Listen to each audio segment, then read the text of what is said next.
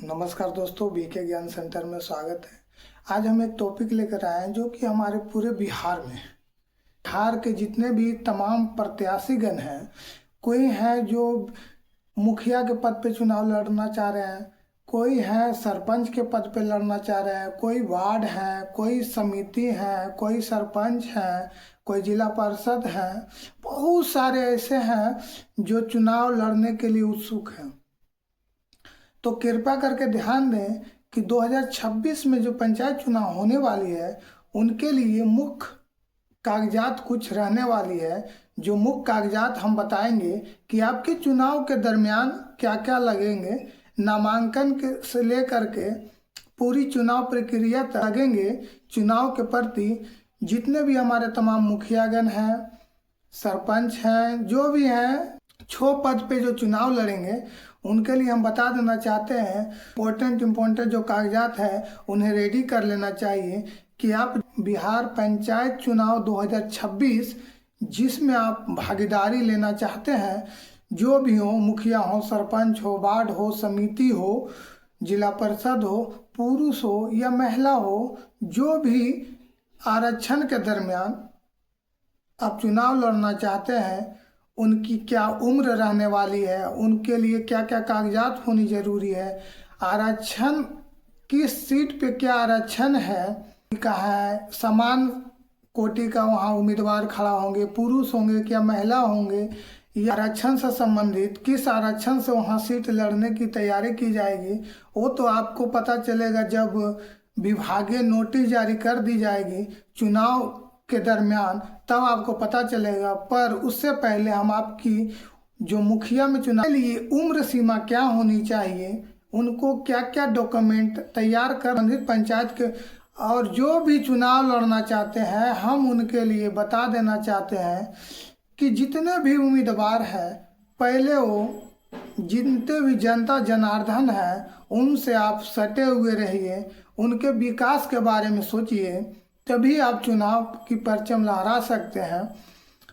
सबसे इम्पोर्टेंट बात हम बता देना चाहते हैं, जो भी प्रत्याशी हो, कोई मुखिया के पद पे लड़ना चाह रहे हैं चुनाव, कोई सरपंच के पद पे लड़ना चाह रहे हैं, कोई वार्ड सदस्य जो वार्ड के पद पे लड़ना चाह रहे हैं चुनाव, तो हम पंचायत की जो विकास की रफ्तार है, विकास क्या क्या रुकी है, पहले आप वो मुद्दा को पकड़िए, तो विकास से रिलेटेड ऐप पे जाए और वहाँ देखें क्या क्या विकास हुई है, क्या विकास नहीं हुई है, तभी आपको समझ में आएगा कि हमारे पंचायत में क्या विकास होनी चाहिए। वो मुद्दा को आप रखिएगा, तभी तो आप चुनाव लड़ पाइएगा, तभी तो आप चुनाव जीत पाइएगा। आप कोई भी प्रत्याशी हो, खड़े होते हैं तो सिर्फ खड़े होने से थोड़ी होगा, उनकी वो जो पंचायत में आप खड़ा होना चाह रहे हैं, वो पंचायत में आप देखिए पहले क्या विकास हुई है, क्या विकास नहीं हुई है। तो विभागीय पोर्टल पर आप जाके देखें कि यह विकास नहीं हुई है, यह मुद्दा हम रखेंगे कि हम विकास करेंगे, वो विकास करेंगे, तभी तो आप पंचायत चुनाव जीत पाइएगा।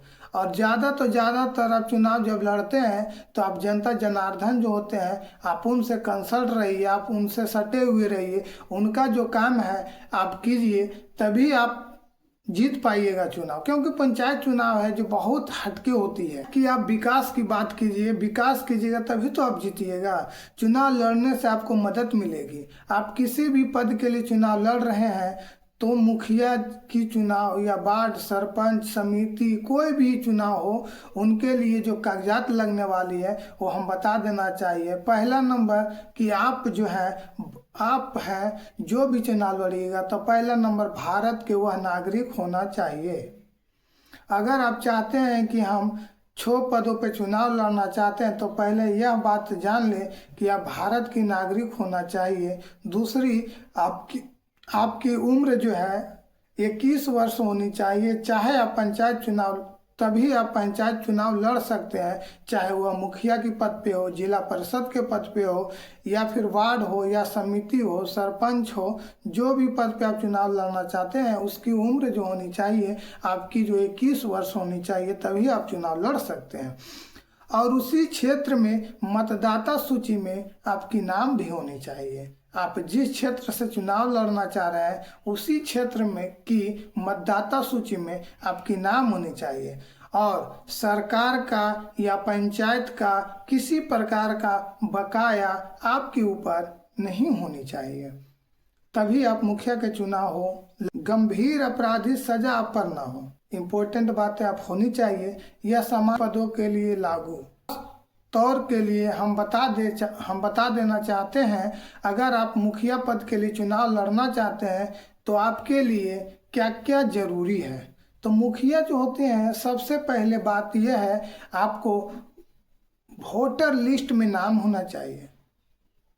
जो ये मुखिया पद या कोई भी पद पे चुनाव लड़ना चाहते हैं, सही पद को हम क्या क्या बताए एक ही बार बता देना चाहते हैं। जिस पद से चुनाव लड़ना चाहते हैं उस आपका पहला नाम है कि भारत का नागरिक होना चाहिए। आप पर किसी तरह का जो है बिहार सरकार हो या तो पंचायत स्तर हो, आप पर बकाया ना हो, सरकार की बकाया ना हो। अगर बकाया है तो आप जमा कर दें।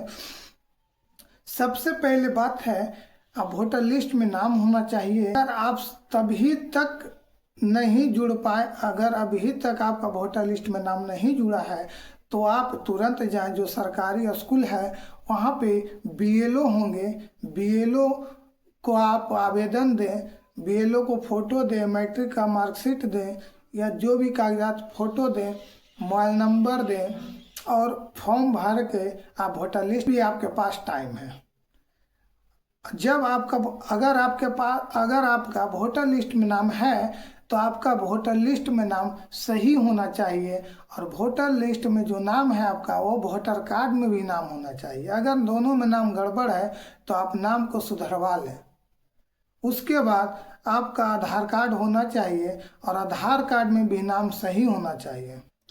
तो अगर आपका वोटर लिस्ट में नाम है तो आपको नो प्रॉब्लम, कोई दिक्कत नहीं। अगर आपका आधार कार्ड में सुरेश कुमार है तो आपका ही वोटर कार्ड में सुरेश कुमार ही होना चाहिए, सुरेश प्रसाद नहीं होना चाहिए। अगर सुरेश प्रसाद है तो आप वोटर कार्ड को जल्द से जल्द सुधरवा लें या आधार कार्ड को सुधरवा लें।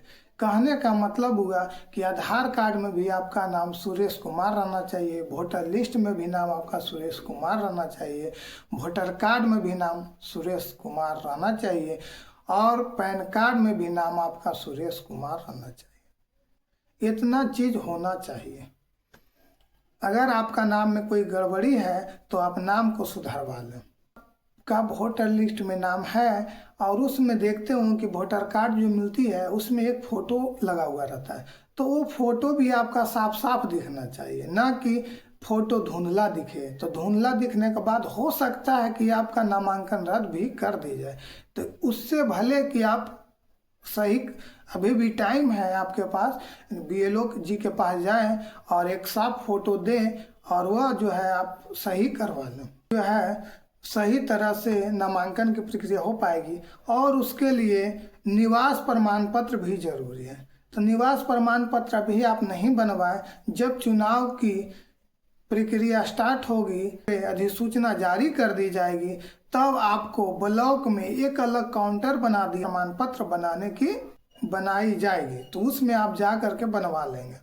और आपको जाति प्रमाण पत्र भी बनवाना है।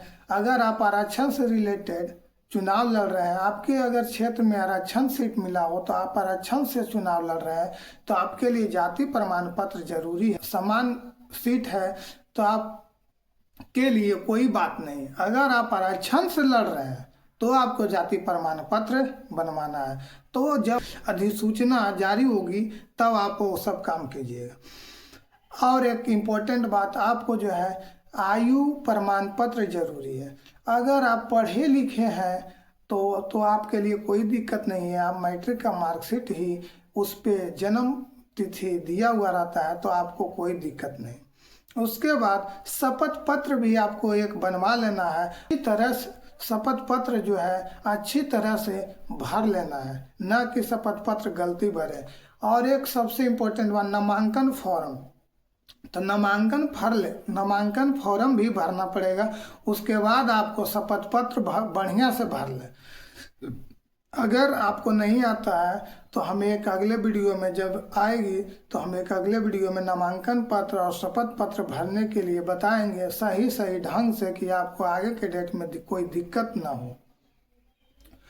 अब आप आइए चुनाव तरफ। जब आप चुनाव की तरफ आते हैं तो आप ये भी बात आप जानते हैं कि जो पंचायत में अगर आरक्षण है, आरक्षण की जो बदलाव होती है वो 10 साल पे सीट जो देखने के लिए आपको मिलते हैं वो हर एक 10 साल पर जो सीट चेंज होते हैं। कहीं आरक्षण से हो तो समान होती है, समान से हो तो आरक्षण से होती है। और आप चुनाव के लिए जैसे जैसे टाइम आएगी तो हम आपको बता देंगे कि आपको क्या क्या डॉक्यूमेंट रेडी कर लेना है। ये सब सारी बातें बता दी हैं आपको। शपथ पत्र और नामांकन फॉर्म आपको भरने के लिए हम बताएंगे सही ढंग से। तो मेरे वीडियो को सब्सक्राइब कीजिएगा और मेरे वीडियो को आगे तक फॉरवर्ड कीजिए और मेरे वीडियो को लाइक कीजिए और कमेंट करके अगर कोई भी आपको समस्या है चुनाव के दरमियान तो कमेंट बॉक्स में कमेंट कर आप हमसे बात कर सकते हैं और हम आपको बताने के लिए और अच्छा, अगर मेरा वीडियो अच्छा लगा हो तो मेरे वीडियो को लाइक सब्सक्राइब करें और कोई अगर प्रॉब्लम हो तो आप कमेंट करके बात कर सकते हैं। और फिर मिलेंगे हम अगले वीडियो में। आज तक वीडियो में इतना ही। धन्यवाद।